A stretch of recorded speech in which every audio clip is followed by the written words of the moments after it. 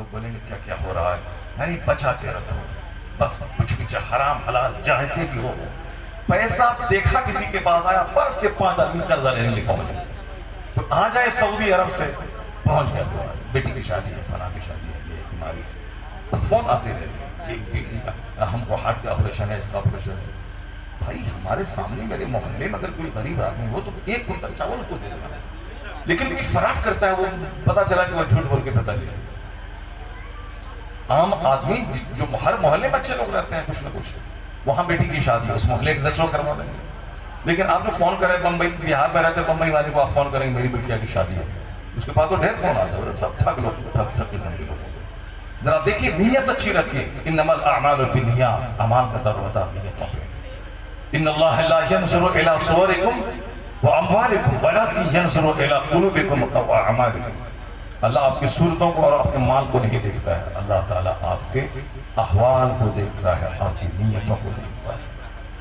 کپڑا رہے کالا مگر دل پوشیدہ رہنا چاہیے. کپڑا بالکل وائٹ اینڈ وائٹ ہے، دل کالا، دل میں عداوت ہے، نفرت ہے، بغض ہے، حسد ہے، جلن ہے، نفرت ہے. سامنے مسکراتا ہے اور اندر میں ہے کہ موقع ملے تو گردن کاٹ کر.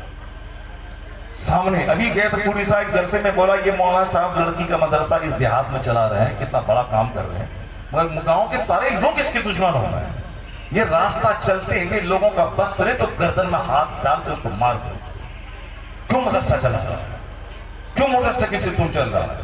کیوں 50 بچی تیرے مدرسے میں پڑھ رہی ہیں؟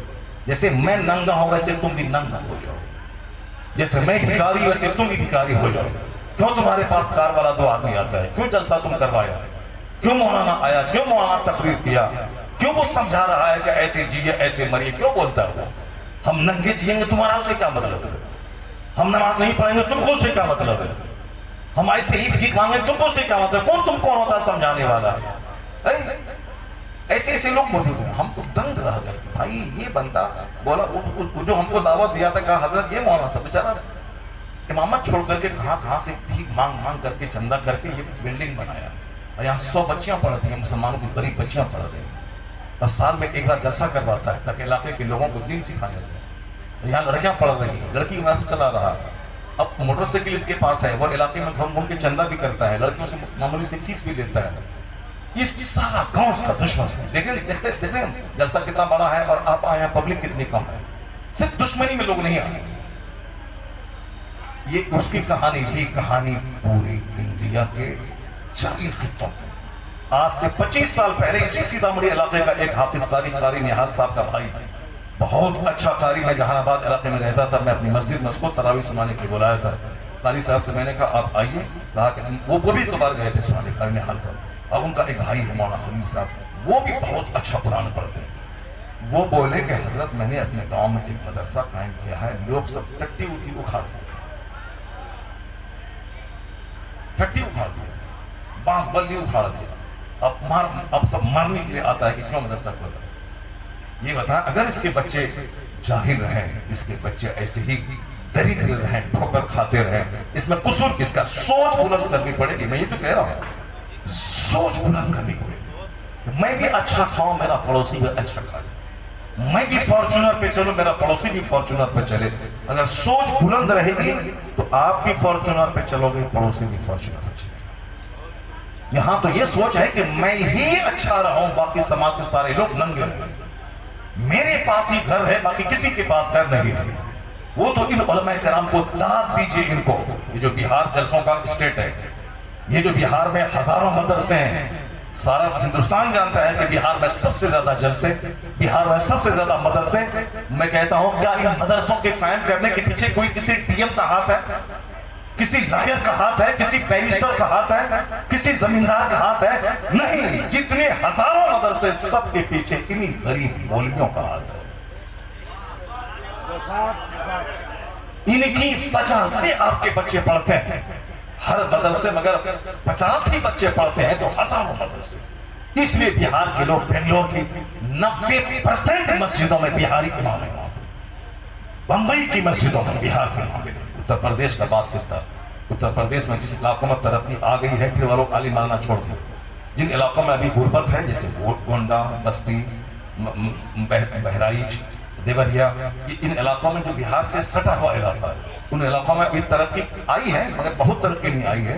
उन इलाकों के लोग मदरसे में पढ़ते हैं वहाँ बच्चे, लेकिन जो हाईली क्वालिफाइड हो गए, खूब मालदार हो गए, अब उनके बच्चे इंजीनियर बैरिस्टर बनेंगे, क्रिश्चियनों के स्कूल में पढ़ेंगे। मदरसे में कौन पढ़ाएगा? मदरसे में पढ़ाने का मुस्तकबिल क्या होता है? बच्चा आलिम फाजिल बनने के बाद कहेगा अब हम क्या करेंगे, क्या कमाएंगे, क्या खाएंगे। ऐसा नहीं है। आज भी काबिल आलिम को वो इज्जत अल्लाह देता है कि एक बैरिस्टर तमाशा देखता है। आज भी हिंदुस्तान में बड़े बड़े डीएम, बड़े बड़े प्राइम मिनिस्टर थे, मगर सरकार ताजुश शरिया एक आलिम थे, अल्लाह ने जो इज्जतों से नवाजा था। अफ्रीका और अमेरिका के लोग देखते जब ताजुश शरिया उस इलाके से गुजरते थे तो लोग कहते थे इस गोरों के मुल्क में गोरों का सरदार कहां से आ गया। क्या बात है। आप बिहार के किसी एयरपोर्ट पे आ जाते पांचोरा इलाके में तो साहब वो एयरपोर्ट शहर के लिए काबिल रश्क बन जाता है। इतनी भीड़, ऐसे लोग, गोवा जैसे छोटे स्टेट में 3 लाख मुसलमान को मोबेस जमा हो गए ताजुश शरिया की महफिल में। एक सिर्फ ताजुश शरिया ही नहीं, ताजुश शरिया तो हाई लेवल के आलिम हो गए, लेकिन उनके अलावा जो उनके गुलाम हैं, जो उनके शागिर्द हैं, जो उनके मुरीद हैं, उसमें भी हजारों उलमाए कराम हैं जो इज्जत की रोटी खाते हैं, जो आराम से रहते हैं। अभी मौलाना साहब बता रहे थे हमसे कि एक मौलाना साहब थे उधर साहब कोटरमा इलाके का, उन्होंने फजीलत की, फिर उसके बाद उन्होंने कंटेम्पररी नॉलेज में उन्होंने MA किया, PhD की, और फिर वो साहब अभी कुछ नहीं अपने घर में बैठकर साहब कंप्यूटर चला करके 1.5 लाख महीना कमा रहे हैं। ये नॉलेज होना चाहिए, इल्म। मतलब हम कहते हैं कि आप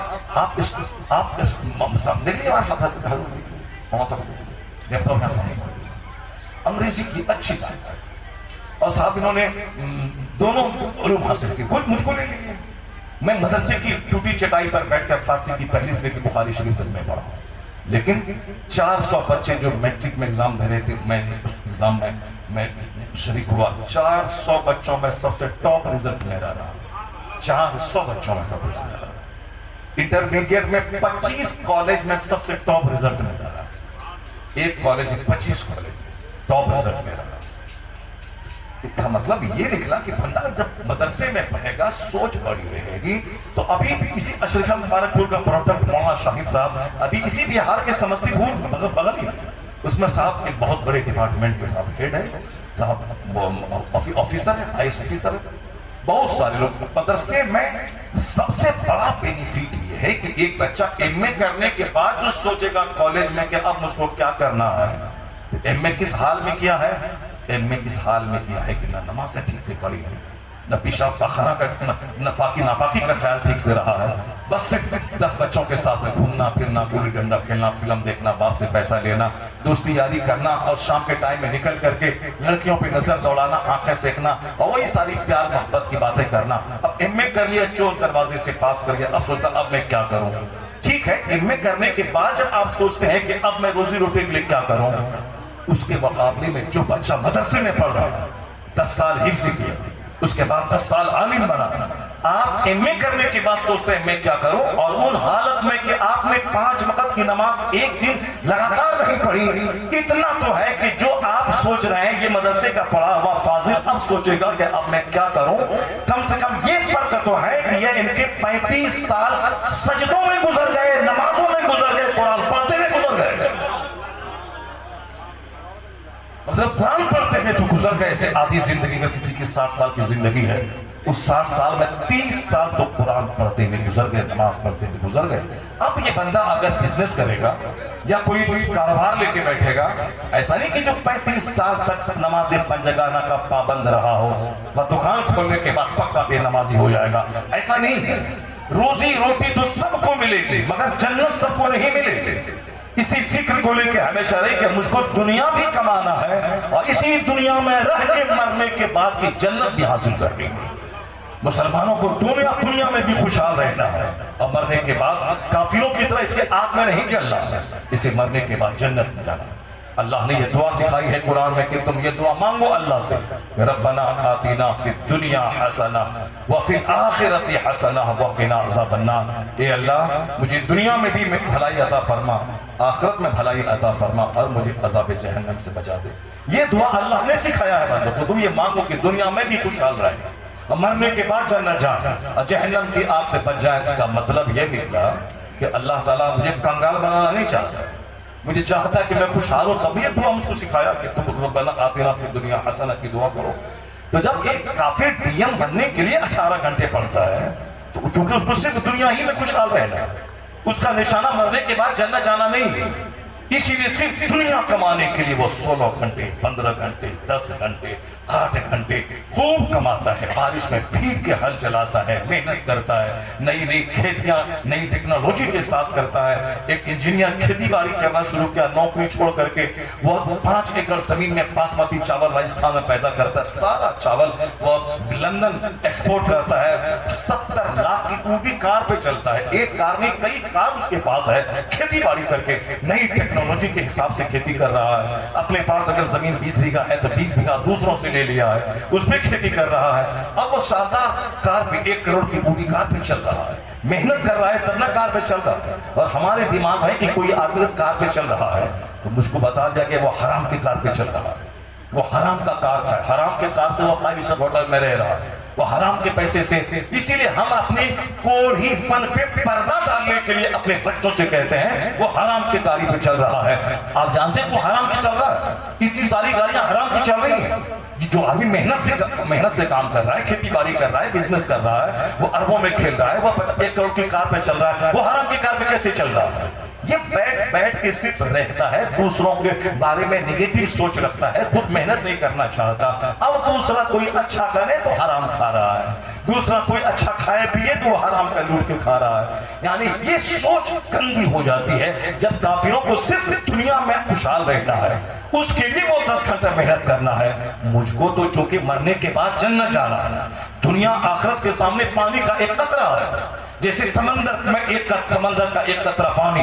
ہمارے پیغمبر علیہ السلام نے جو کچھ ہم کو کہا ہے، جو کچھ ارشادات آپ کے ہیں، اس میں ایک بڑا فرمان یہ بھی ہے، ہمیشہ سرکار آخرت کی بات کرتے رہے، خطبہ جمعہ ہو، خطبہ عیدین ہو، سیدہ عائشہ کا حجرہ ہو یا سیدہ فاطمہ کے پاس ہو یا صحابہ کرام کے جرمٹ میں ہو، ہمیشہ آخرت کی جنت کی بات مصطفیٰ کرتے رہے۔ سب سے پہلی تقریر جو حضور نے کی صفا پہاڑ سے، وہاں بھی آخرت کی بات ہے۔ آپ تقریر کر رہے ہیں کہ اے لوگوں، جس طرح میں تم کو دیکھ رہا ہوں اسی طرح پہاڑ کے پچھلے حصے کو بھی دیکھ رہا ہوں۔ اگر میں کہوں کہ پیچھے سے ایک فوج حملہ آور ہونے والی ہے، کیا تم لوگ یقین کرو گے؟ سارے لوگوں نے کہا ما جربنا علیک الا صدقا، ہم نے آپ کی زندگی میں سوائے سچ کے کوئی دوسرا تجربہ ہی نہیں کیا ہے، آپ جو کہیں گے ہم مان لیں گے۔ تب آقا فرماتے ہیں جیسے میں سامنے دیکھ رہا ہوں، میں پیچھے دیکھ رہا ہوں، اسی طرح میں دنیا کو بھی دیکھ رہا ہوں، اور اس دنیا کے بعد جو آخرت آنے والی ہے اس کو میں دیکھ رہا ہوں۔ اس لیے میں تمہیں جہنم کی آگ سے ڈراتا ہوں، میں تمہیں بتاتا ہوں کہ تم شرک سے توبہ کرو، کفر سے باز آ جاؤ، خدائے واحد پہ ایمان لاؤ۔ میں جنت کی بشارت دیتا ہوں، کفر اور شرک چھوڑ دے، حرام کھانا چھوڑ دے۔ اب سرکار نے یہ پاکیزہ راستہ بتایا، آخرت کی بات کی، پہلی تقریر سے لے کے دنیا سے پردہ فرمانے تک آخری بات جو آپ نے کی، اس میں بھی آپ ہمیشہ اپنے غلاموں کو آخرت کی بات، جنت کی بات کرتے ہیں۔ جو کہ دنیا میں گولڈ کا گھر بھی میں بنا لوں، کتنے دن تک رہنا ہے؟ 70-80 سال۔ 70-80 سال 1 سیکنڈ کے برابر ہے اللہ کے نزدیک۔ اب مرنے کے بعد جس دنیا میں جانا ہے وہاں کا 1 دن 50,000 سال کے برابر ہے۔ اس لیے اصل عزت وہاں کی، اصل آگ وہاں کی، اصل تکلیف وہاں کی۔ تو جس کی نگاہوں میں آخرت بس جائے، اس کے نزدیک سونے کی دیوار اور مٹی کی دیوار دونوں برابر ہے۔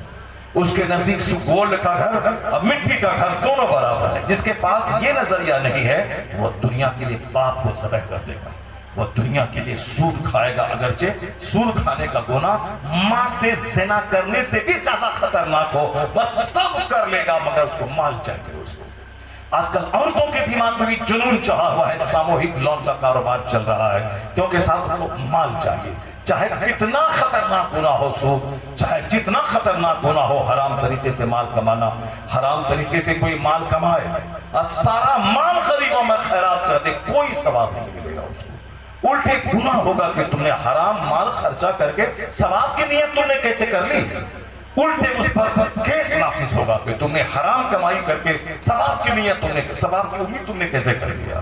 اللہ پاک ہے، پاک مال کو قبول کرتا ہے۔ اور آج یہ ساری باتیں دماغ سے ہٹ گئی، اسی لیے اکثر لوگوں کے دماغ میں حرام ہو جیسے بھی ہو مال چاہیے، مرنے کے بعد جو ہوگا وہاں دیکھا جائے گا. ابھی مال چاہیے, ابھی یہاں گھر چاہیے, ابھی یہاں کار چاہیے, ابھی یہاں اچھا کھان پان, وسیع دسترخوان چاہیے, کپڑے کا مقابلہ, کھانے کا مقابلہ, بچوں کے ساتھ اسکول کا مقابلہ. وہ سینٹ زیویئر میں پڑھاتا ہے بچوں کو, ہمیں صاحب سینٹ ڈیوڈ میں پڑھانا ہے. یہ بچوں کو انسان بنانے کے لیے نہیں, صرف مقابلہ کرنے کے لیے. وہ اس کا بچہ فوج شروع پڑھتا ہے, میرا بچہ بھی پڑھے گا, چاہے بچہ پڑھے نہ پڑھے, بس صرف اس اسکول کا یونیفارم ہے, اسکول کی گاڑی ہے, اپنی عزت حاصل کرنے کے لیے کہ میرا بچہ تو فلاں اسکول میں پڑھ رہا ہے. صرف ایک جھوٹے سراپ اور دھوکے میں لوگ پڑے ہوئے ہیں.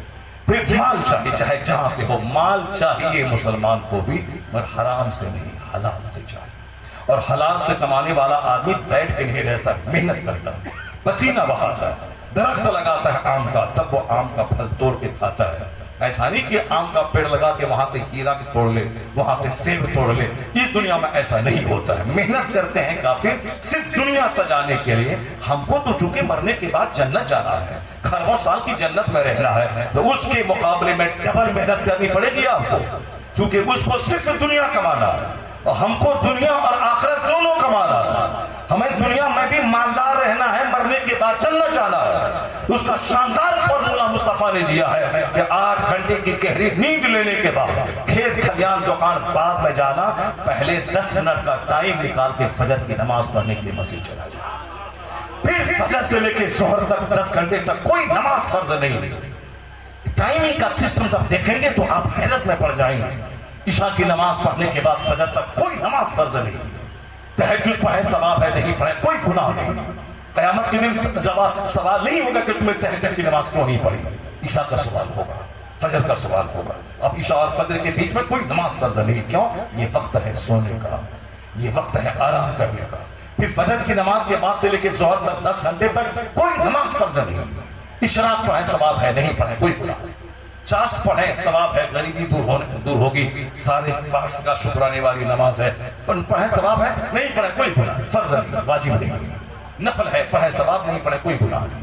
مگر ظہر فرض ہے, فجر فرض ہے. اس بیچ میں 10 گھنٹے کی جو ڈسٹینس ہے وہ اسی لیے ہے کہ یہ وقت ہے کمانے کا, یہ وقت ہے کھیت کھلیان جانے کا, یہ وقت ہے اسکول جانے کا, یہ وقت ہے کالج جانے کا, یہ وقت ہے فیکٹری جانے کا, یہ وقت ہے مٹی کھود کے اندر سے خزانہ نکالنے کا, یہ خوب محنت کرنے کا وقت ہے. اس لیے کمپلیٹ 8 سے لے کے 10 گھنٹے تک کوئی نماز فرض نہیں.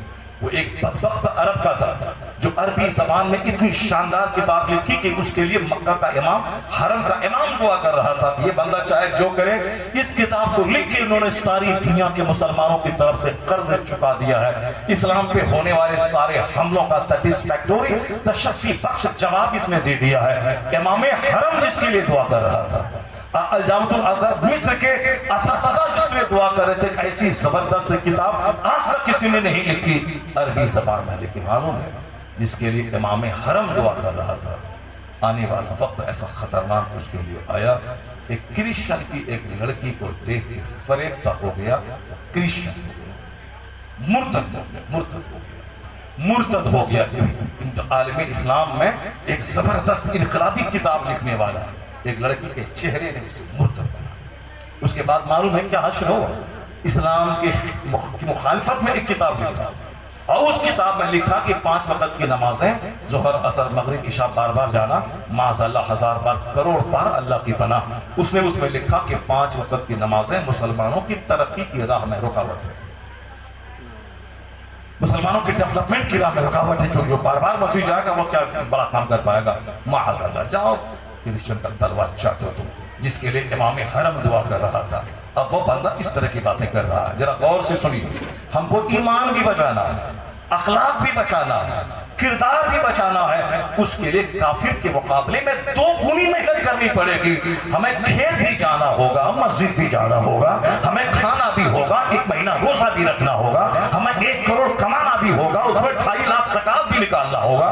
ہمیں زندگی میں ایک بار جہاں سے اسلام کا سورج طلوع ہوا اس جگہ کو دیکھنا ہوگا, ارکان حج ادا کرنا ہوگا. ہمیں حج بھی کرنا ہے, کمانا بھی ہے, ہمیں 1 کروڑ کمانا ہے, 2.5 لاکھ زکات نکالنا ہے. ہمیں 24 گھنٹے میں 10 گھنٹے سونا بھی ہے, 10 گھنٹے کام بھی کرنا ہے, 4 گھنٹے ہمیں نماز کے نکالنا ہے, خلق خدا کی خدمت کے لیے نکالنا ہے. تو وہ صرف 5 گھنٹے نکال کے حج چلا ہے, اور ہمیں 10 گھنٹے نکالنا ہوگا تاکہ دنیا میں بھی خوشحال رہے, اور جیسے مرے خدا کی سجائی سجائی جنت میں پہنچ جائے۔ جس طرح دنیا میں کھیت گئے بغیر روزی نہیں ملتی، جس طرح دنیا میں فیکٹری گئے بغیر دولت نہیں ملتی، جس طرح دنیا میں کارخانے گئے بغیر پیسہ نہیں آتا، گرہ باندھ کے رکھ لیں کہ بغیر مسجد گئے جنت نہیں ملتی ہے، بغیر نماز پنجگانہ پڑھے ہوئے جنت نہیں ملتی ہے۔ نہیں، ایسا نہیں کہ زمین سے خزانہ نکل جائے گا ہم ارب پتی ہو جائیں گے، نہ خزانہ نکلے گا نہ آپ ارب پتی ہوں گے، یہ تمنا لے کے مر جائیں گے، وہ خزانہ نہیں نکلے گا۔ اس لیے اگر کوئی یہ کہہ رہا ہے کہ جھنڈا ہم نے لگایا اور جنت ہمارے لیے پکی ہے، تو ایسا ہی ہے جیسے کہ وہ انتظار کرتا رہے کہ آسمان سے ہیرے کی بارش ہوگی اور میں دنیا کا ارب پتی انسان بن جاؤں گا۔ ایسا نہیں ہے۔ جھنڈی لگانا اچھا کام ہے، فرض واجب نہیں ہے۔ لائٹنگ کرنا اچھا کام ہے، فرض واجب نہیں ہے۔ جلوس محمدی اچھا کام ہے، فرض واجب نہیں ہے۔ فرض کیا ہے؟ نماز، فرض ہے روزہ، فرض ہے زکات، فرض ہے حج۔ یہ 5 پیلرز ہیں۔ بنی الاسلام علی 5، یعنی there are 5 pillars of اسلام۔ یہ اسلام کے 5 کھمبے ہیں: توحید، نماز، روزہ، حج، زکات۔ یہ پیلر پہ چھت کھڑی ہوتی ہے، اور پھر چھت کھڑی ہو گئی پیلر پہ، تو اب اس میں انٹیریئر ڈیکوریشن ہے، ڈورز ہیں، ونڈوز ہیں، گرینائٹ ہیں، ماربل ہے، لائٹنگ ہے، پلمبنگ ہے۔ یہ مکان کا حسن ہے۔ اسی طرح سے پیلر ہے یہ 5۔ اب جلوس محمدی ہے، 11ویں کا لنگر ہے، 12ویں کا جلوس ہے، 6ٹھی کا لنگر ہے، محرم کا کھچڑا ہے۔ یہ نفل عبادتیں ہیں۔ یہ سب کیا ہیں؟ گھر کے ونڈوز ہیں، ڈورز ہیں، لائٹنگ ہے، پلمبنگ ہے، یہ سب خوبصورتی ہے۔ اس طریقے سے یہ سب بھی ضروری ہے۔ اب جو بولتا ہے کہ صرف نماز پڑھو، فاتحہ کرنا حرام ہے، وہ بھی غلط راستہ چنا ہے جہنم کا۔ اور جو کہتا ہے کہ بس ایک دن جلوس محمدی میں نکل جاؤ جنت پکی ہے، یہ بھی غلط راستہ چنا ہے کہ نماز پڑھنے کی ضرورت نہیں ہے۔ کون روزانہ 5 ٹائم نماز پڑھنے جائے؟ مرنے تک، سردی میں، گرمی میں، برسات میں، طوفان میں، بیٹی کی بارات آئے، بیٹے کا جنازہ نکلے، مگر نماز کسی حالت میں معاف نہیں ہے۔ کون ایسا کرے گا؟ بس ایک دن جلوس محمدی میں نکل جاؤ، ہاتھ میں جھنڈا لو، بس جنت پکی ہے، جنت ہمارے پاس کی جاگیر ہے۔ یہ بھی غلط راستہ ہے، یہ بھی دھوکے کا راستہ ہے۔ اور جو کہتا ہے صرف نماز پڑھ، یہ سب فاتحہ، میلاد، دعا، درود سب حرام ہے، ناجائز ہے، بدعت ہے، وہ بھی جہنم کا راستہ ہے۔ یہ بیچ کا راستہ ہے جس میں توازن ہے، جس میں اعتدال ہے۔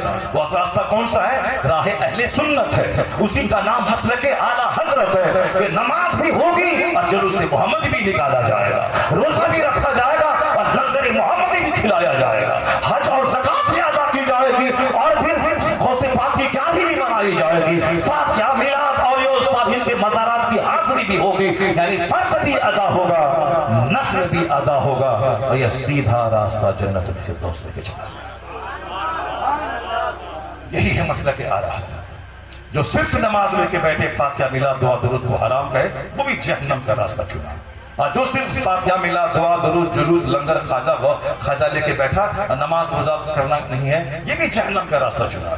کیونکہ کوئی نفل قبول نہیں ہوتا جب تک کہ بندہ فرض نہ ادا کرے۔ قیامت کے دن سب سے پہلا سوال نماز کا ہوگا، ان اول ما یحاسب بہ العبد یوم القیامۃ الصلاۃ۔ قیامت کے دن سب سے پہلا سوال نماز کا ہوگا۔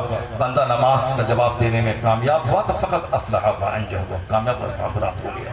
معلوم ہے جو بندہ فجر کی نماز پڑھنے کے بعد کام شروع کرتا ہے، اللہ تعالیٰ اس کے 5 گھنٹے کے کام میں 10 گھنٹے کی برکتیں عطا کر دیتا ہے۔ اگر یقین نہیں آئے تو مدرسے کے بچوں کو دیکھیں، جو بچہ صبح سویرے فجر کے بعد قرآن پاک پڑھ کے سبق یاد کرتا ہے۔ کالج کا بچہ کھینی کھا کے جو سبق کی تیاری یاد کرنے کی تیاری کرتا ہے بغیر نماز پڑھے ہوئے، 5 گھنٹہ رٹنے کے بعد 1 پیج یاد نہیں کر سکتا، اور یہاں قرآن پاک کی تلاوت کرنے کے بعد 5 پیج ہی یاد کر لیتا ہے۔ اس لیے کہ قرآن پاک کی تلاوت کی برکتیں اس کی اسٹڈی میں شامل ہو جاتی ہیں۔ ایک لڑکا اسی بہار کا علی گڑھ میں مسلم یونیورسٹی میں پڑھ رہا تھا، میڈیکل کی تیاری کر رہا تھا۔ جب بھی اس کی ماں فون کرے اس کے کلاس میٹ کو، وہ نماز پڑھ رہا ہے، بولے ارے میں اس کو ڈاکٹر میں نے بھیجا ہوں کہ نماز پڑھنے کے لیے بھیجا ہوں۔ لیکن جب ریزلٹ آیا تو پورے کالج میں سب سے ٹاپ ریزلٹ آیا۔ کیوں؟ ایسا نہیں کہ 24 گھنٹے نماز ہے، نماز فجر پڑھنے میں 10 منٹ لگتا ہے، ظہر پڑھنے میں 15 منٹ لگتا ہے، عصر پڑھنے میں 10 منٹ لگتے ہیں، مغرب پڑھنے میں 10 منٹ لگتے ہیں، عشاء پڑھنے 15 سے 20 منٹ لگتے ہیں۔ اس کے بعد کیا کرے گا؟ خالی گھومے گا چوک چوراہے پہ، دوسروں کا منہ دیکھے گا، دوسروں کی بہو بیٹی کا تماشا دیکھے گا؟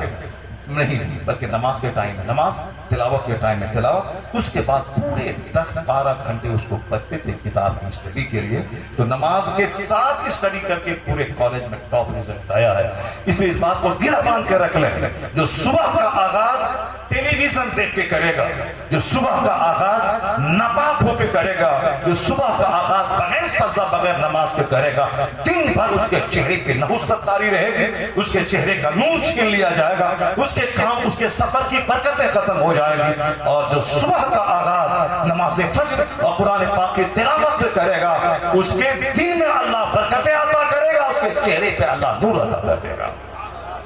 حدیث میں آیا ہے کہ جو فجر کی نماز چھوڑتا ہے اس کے چہرے کا نور اللہ مٹا دیتا ہے، جو ظہر کی نماز چھوڑتا ہے اللہ اس کی روزی سے برکتیں ختم کر دیتا ہے۔ وہ کمائے 1000 کنٹل گیہوں ادھر سے لائے ادھر ختم ہو جائے گا، ہاتھ تو کب فقیر بھوکا ہو جائے گا۔ جیسے گاؤں دیہات کے لوگوں کو دیکھتے ہیں 1000 کنٹل مکے کی فصل پیدا ہو گئی، 1000 بورا، اب پیسہ آیا کہاں چلا گیا پتہ ہی نہیں چلا۔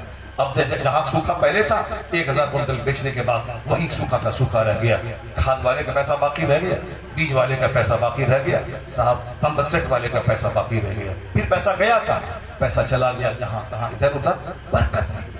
برکت ہوتی ہے تو 10,000 روپے کما کے علماء کرام اس قدر ہرے رہتے ہیں کہ یہ اود اور مشک لگاتے ہیں، اور 1000 ایکڑ زمین جوتنے والے کو اود اور مشک نصیب نہیں ہوتا ہے، اس کے کمرے میں اچھا کپڑا نصیب نہیں ہوتا ہے۔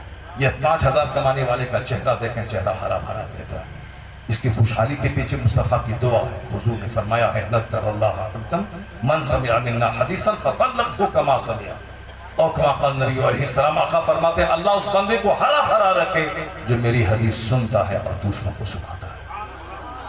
یا علم حدیث کی خدمت، یہ قرآن پاک کی تلاوت کی برکت ہے کہ یہ 5000 کما کے بھی 5 لاکھ کی برکتیں ان کے پاس ہوتی ہیں۔ ایسا نہیں کہ کسی مولانا کی بیٹی کنواری رہ گئی شادی نہیں ہوئی، یا مولانا اپنا گھر نہیں بنایا۔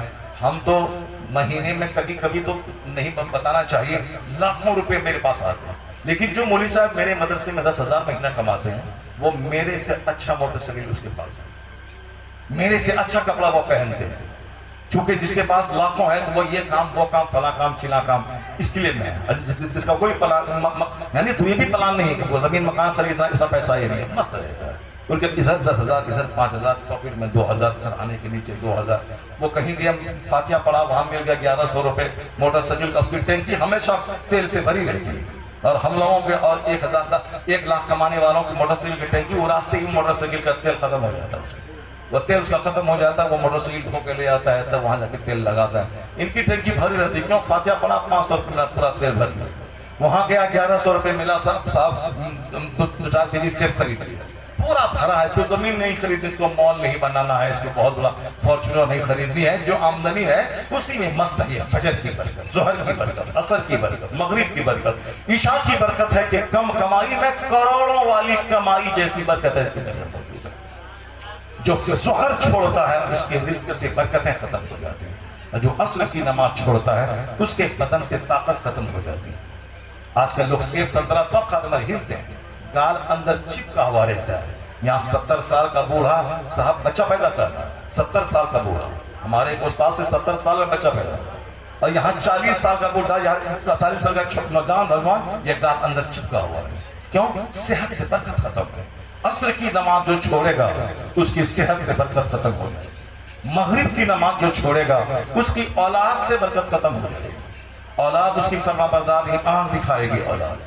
آج کل دیکھیے کتنے بچے آپ ہیں، سارے لوگ پریشان ہیں بچوں سے، بچہ نہیں ہوا تو 50 بار اجمیر گیا لڑکا ہوا، اب جب لڑکا جوان ہوا تو اب باپ کو آنکھ خبردار ٹوٹا ماں کے کھال کی چلے، یعنی یہ نافرمان اولاد، جبکہ آیا ہے کتابوں میں کہ باپ سے اونچی جگہ مت بیٹھو، ماں باپ سے اونچی جگہ مت بیٹھو، آیا ہے کتاب میں کہ ماں باپ کو اف تک مت کہو، کتاب میں کیا قرآن شریف آیا ہے فلا تقل لهما اف ولا تنهرهما، یہ ماں باپ کو اف تک مت کہو۔ ناراضگی کے اظہار کا بڑا طریقہ ہے گالی اور ماں، ناراضگی کے اظہار کا دوسرا مڈل درجہ ہے ڈانٹ ڈپٹ، اور لویسٹ ڈگری ہے ناراضگی کے اظہار کا اف کہنا۔ اسی لویسٹ ڈگری پہ اسلام نے پہرا لگایا ہے کہ اف تک نہیں کہنا، ڈانٹ مار گالی تڑی آنکھ یہ تو بہت بڑی بات ہے، اف تک نہیں کہنا۔ فلا تقل لهما اف ولا تنهرهما، کیوں؟ اس لیے کہ اللہ پیدا کرنے والا ہے، لیکن جس مادھیم سے تجھ کو پیدا کیا ہے یہ ماں باپ ہے۔ پیدا کرنے والا خالق اللہ ہے، لیکن جس ذریعے سے پیدا کیا ہے یہ ذریعہ ماں باپ ہے۔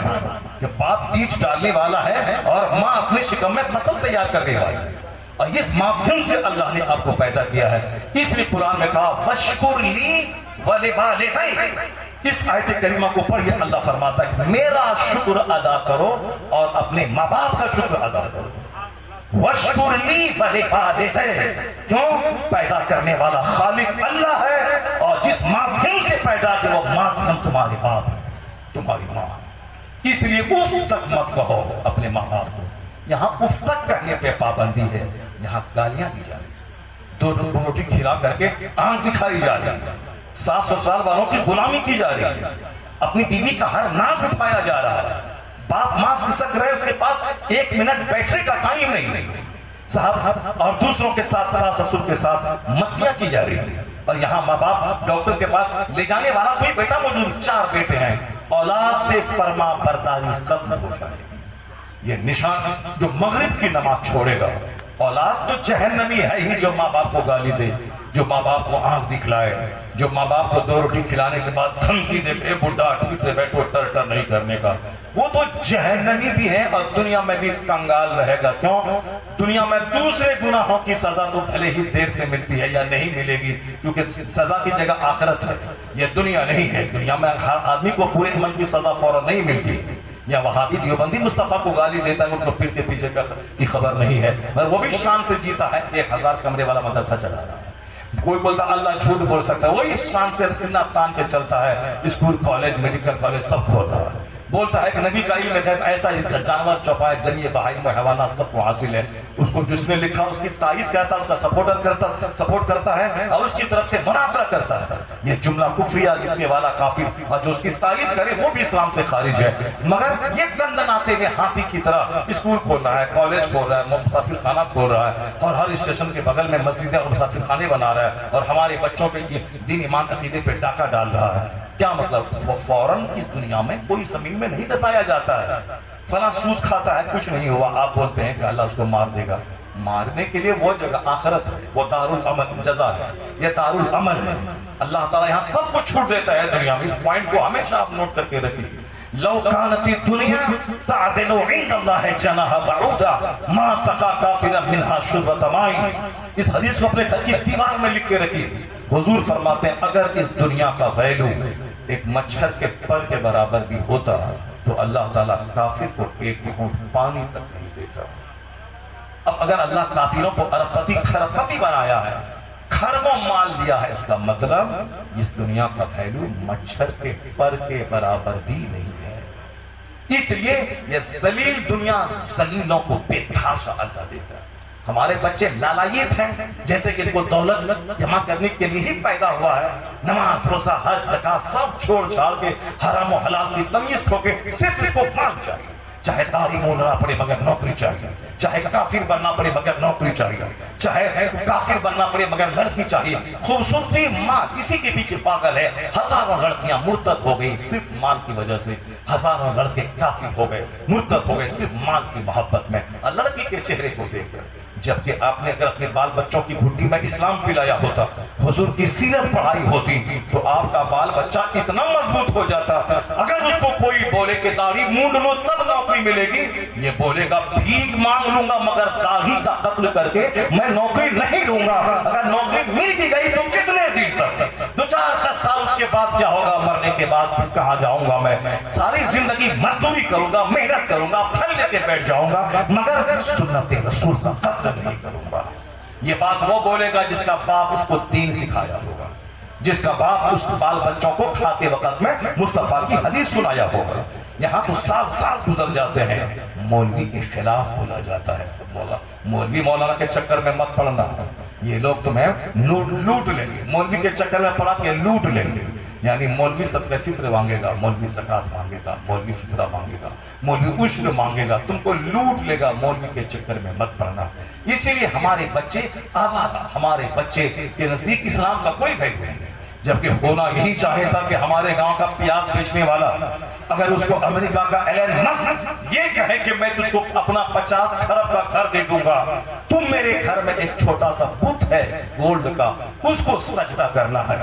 اگر گاؤں کا وہ بندہ تقریر سنتا رہا، کتاب پڑھتا رہا، اسلام کا پہلو جانتا رہا، یہ بندہ ایلن مسک کے اس تجویز کو ٹھکراتے ہوئے کہے گا میں تمہارے 50 کھرب کے مکان پر تھوک دوں گا مگر اسلام کا سودا نہیں کروں مگر ایمان نہیں بیچوں گا۔ جب آپ کو اللہ نے ایلن مسک سے زیادہ دولت دی ہے، اس کے پاس کھرب ہے مگر ایمان نہیں، آپ کے پاس ایمان ہے۔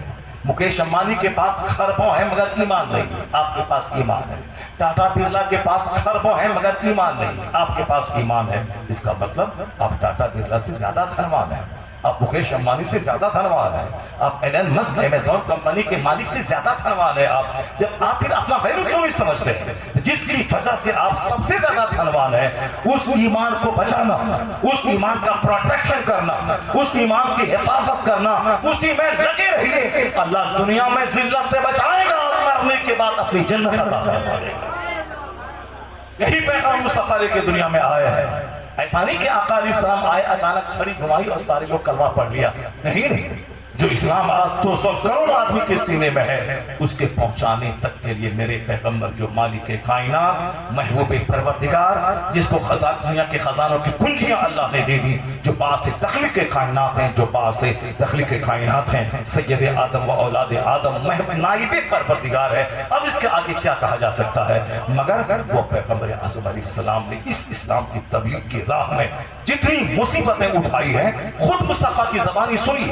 آقا فرماتے ہیں اوذیت فی سبیلی ھذا، اس راستے میں جتنی تکلیف مجھ کو دی گئی ہے، میرے سے پہلے نہ کسی کو تکلیف ہوئی، نہ قیامت تک اس تکلیف کسی کو ہوگی۔ اس راہ میں سب سے زیادہ تکلیف اسلام کی تبلیغ کی راہ میں پیغمبر اعظم نے اٹھائی۔ ہم نے وہ چیپٹر تو دیکھا کہ انگلی اڑ گئی، سب چاند کے 2 ٹکڑے ہو گئے، اشارہ کر دیا، سورج ڈوبا پلٹ آیا، یہ چیپٹر تو دیکھا۔ دوسرا چیپٹر دیکھیں کہ آقا علیہ السلام کو اسلام کی تبلیغ کے بدلے میں لوگوں نے کیا سلوک کیا۔ اپنا گھر، اپنا مکہ، اپنا پیدائشی وطن 3 دن 3 مہینہ نہیں 3 سال تک ابو طالب کی گھاٹی میں مکہ کے لوگوں نے آپ کو قید کر دیا۔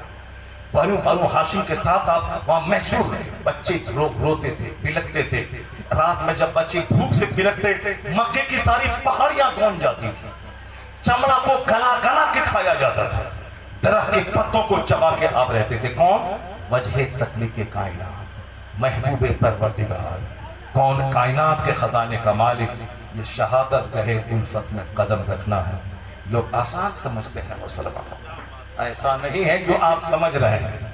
جب دنیا میں چھوٹا سا گھر بنانے کے لیے 50,000 کھپھیڑ مول لینا پڑتا ہے، اپنے آپ کو ذلیل کرنا پڑتا ہے، دھوپ میں بارش میں تپانا پڑتا ہے، تب مال آتا ہے، تب جا کے 1 سال میں اینٹ، 1 سال میں بالو، 1 سال میں ریتی، 1 سال میں سیمنٹ، 1 سال میں مزدوری، تب جا کے 10-20 سال میں تب جا کے ایک مکان فنش ہوتا ہے۔ جب فنش ہو کے رہنے کے قابل رہے، ہو گئے 70 سال کا بڈھا، اچانک چکر آیا، گرے اور قبر میں سڑنے کے لیے۔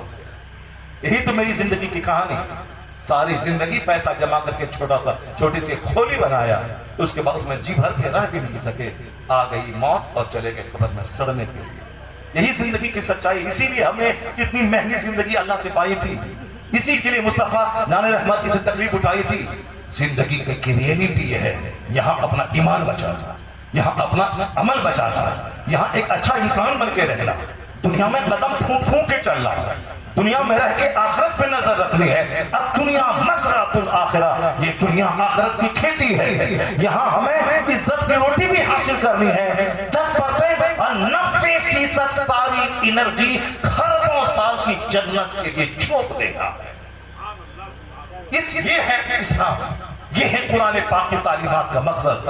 جب دنیا میں بغیر محنت کے پیسہ نہیں ملتا تو جنت وہ سونے چاندی کی اینٹ سے بنی ہوئی ایسے کیسے مل جائے؟ گٹکا کھائیں، رجنی گندھا کھائیں، فجر چھوڑیں، عصر چھوڑیں، مغرب چھوڑیں، عشاء چھوڑیں، جھوٹ بولیں، مدرسے کا مال کھائیں، مسجد کا مال لوٹ کے کھائیں، باپ کی توہین کریں، ماں کو گالی دیں، پڑوس والوں سے لڑ کر کے کتے کی طرح پڑوسی سے لڑتے رہے، اس کے بعد کود کے جنت پہنچ جائیں۔ ایسے ہی جنت ہے کہ جب جنت میں جائے گی، حضور فرماتے ہیں لا تدخلون الجنت حتی تؤمنوا۔ بخاری اور مسلم یا دونوں معتبر کتاب یہ حدیث پاک موجود ہے۔ حضرت ابو ہریرہ جو سب سے زیادہ حدیث جن سے مروی ہے وہ اس کے راوی ہیں، کہتے ہیں آقا نے فرمایا جنت نہیں جاؤ گے جب تک کہ مومن نہ بن جاؤ۔ مومن جنت جانے کے لیے ایمان ضروری ہے۔ اور پھر آگے کہتے ہیں کہ ولا تؤمنوا حتی تحابوا، مومن نہیں بنو گے جب تک کہ آپس میں ایک دوسرے مسلمان بھائی سے محبت نہ کرو۔ ایسا نہیں کہ اپنی آگ میں میرا گھر، میرا مکان، میری گاڑی، ہم کیوں اس کو سلام کریں، ہماری نوکری تو لاکھ مہینہ ہم کماتے ہیں، میرے پاس بلیٹ، میرے پاس ایرٹیگا ہے، ہم کیوں سلام کریں۔ اگر کافروں کی طرح جینا ہے تو مت سلام کرو۔ اگر مرنے کے بعد جہنم کی آگ میں جلنا ہے تو بالکل اندھا بن کے رہو، مگر مومن بن کے جینا ہے اور جنت جانا ہے تو اپنی نہیں مصطفیٰ کی چلے گی۔ اور حضور نے کہا ہے لا تؤمنوا، نہیں بنو گے مسلمان حتی تحابوا، جب تک کہ آپس میں ایک دوسرے سے محبت نہ کرو۔ مومن بنے رہنے کے لیے محبت کرنی ہوگی اپنے رشتہ داروں سے، اپنے مسافر کے ساتھ، اپنے مسلمان بھائیوں سے محبت کرنی پڑے گی۔ ایسا نہیں کہ اپنی آگ میں جلنا ہے، میرا کھیت، میری گاڑی۔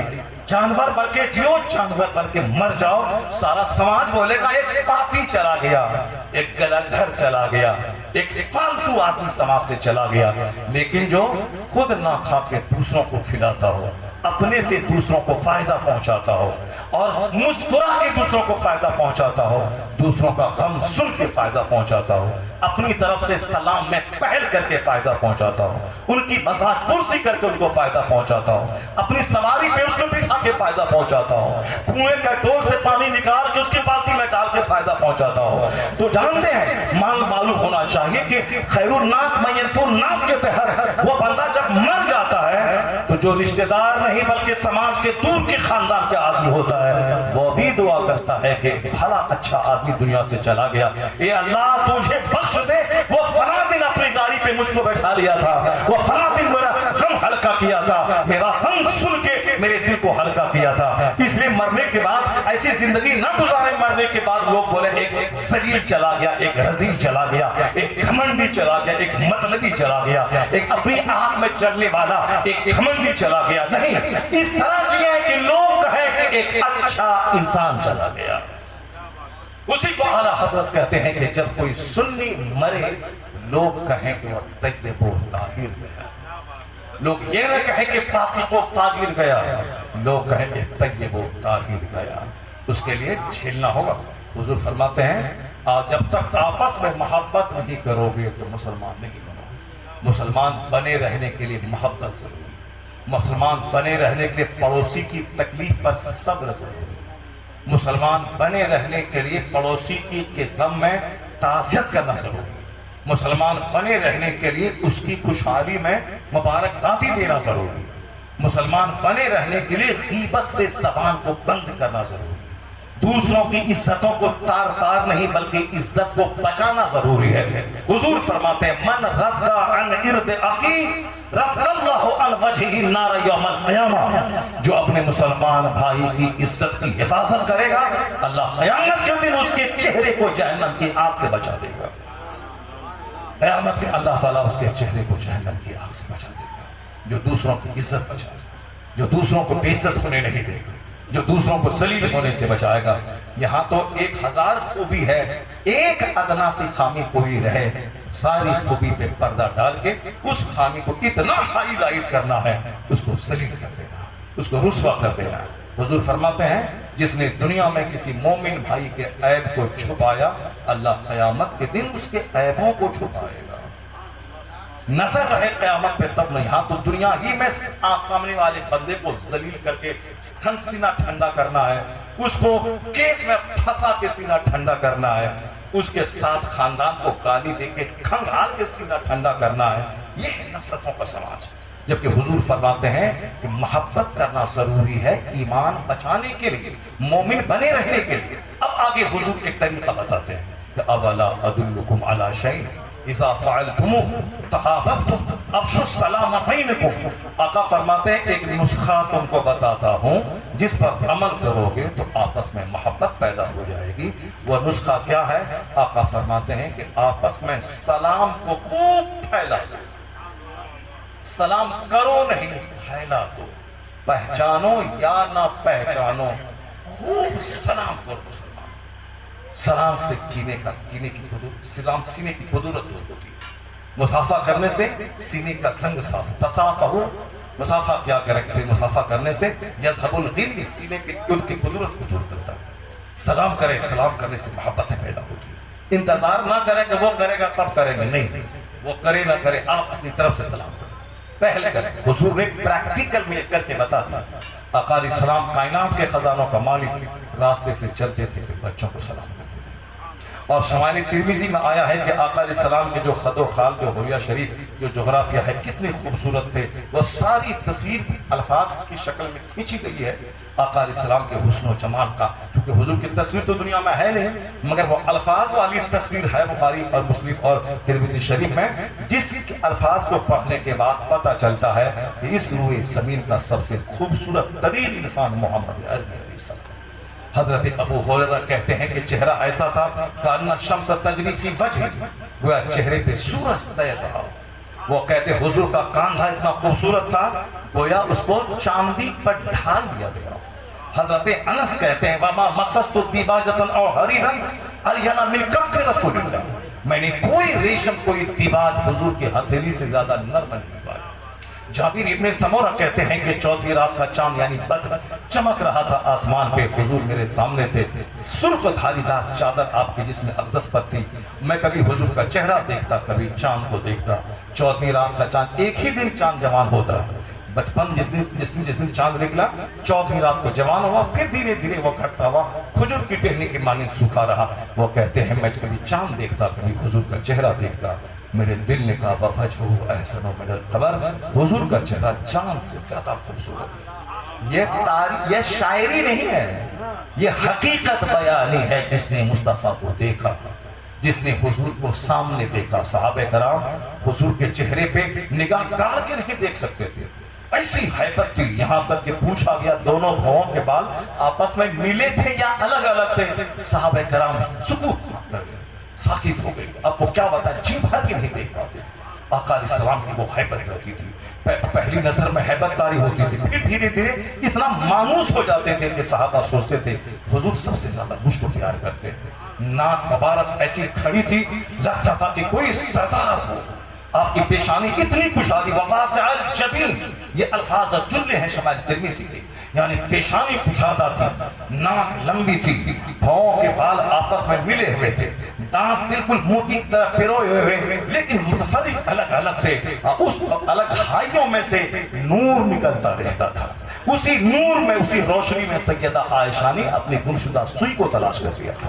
आका अलैहिस्सलाम के रुखसार पे ऐसा लगता था जैसे सूरज चमक रहा हो। और इस कदर खूबसूरत, न बहुत ज्यादा लंबी न बहुत ज्यादा छोटी, इस कदर मतवाज़ुन, आदमी उसके हुस्न को देखते रहेगा। पिंडली ऐसी कि जैसे जमीन पे रखे बिल्कुल हमवार हो, ऐसा चाल ऐसी मुबारक खूबसूरत लगे जैसे पहाड़ से जमीन की तरफ चल रहे हैं। आका अलैहिस्सलाम किसी के चेहरे पे निगाहें गाड़ के नहीं देखते, हमेशा निगाहें जमीन की तरफ रखते थे। अगर किसी से देखते थे तो कनखियों से देखा करते थे।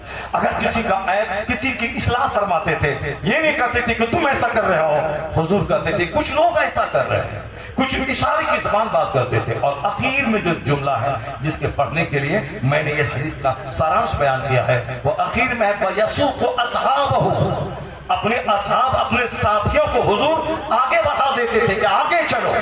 और जिस सहाबी से मुलाकात हो जाती, हदीस में आया है कि आका अलैहिस्सलाम सलाम में पहल क्या करते थे, अपने गुलामों को सलाम में पहल किया करते थे। जब आपको लगे कि मेरा मकान खूबसूरत, सामने वाला गरीब, उसको मैं सलाम क्यों करूं, मेरे पास फॉर्च्यूनर, सामने वाले के पास आल्टो, मैं क्यों सलाम करूं, मेरे पास बुलेट, सामने वाले के पास स्प्लेंडर प्लस, मैं क्यों सलाम करूं, सामने वाले के पास 5 बीघा, मेरे पास 50 एकड़, मैं क्यों सलाम करूं। अगर इस अकल में रहेंगे तो मुमकिन है कि आप एक अच्छा इंसान बन के जिंदा ना रह सकें। लेकिन जब भी ये ख्याल आए, फौरन कहे मैं बड़ा या मेरे मुस्तफा बड़े। और जब मुस्तफा अपने गुलाम को सलाम करते, बच्चों को सलाम करते, घर जाते बीवी को सलाम करते, जब महबूबे परवरदिगार, नाइबे परवरदिगार, जब अखलाक इतना बुलंद के बच्चों को सलाम करे, हम कौन होते हैं जहां नफ्स की मानेंगे तो मगरूर बन के जहन्नमी बन जाएंगे, और जहां मुस्तफा की माने और हुजूर का फरमान सामने ले आए, गुरूर मिटेगा, खाकसारी का दौर बड़ा हो जाएगा।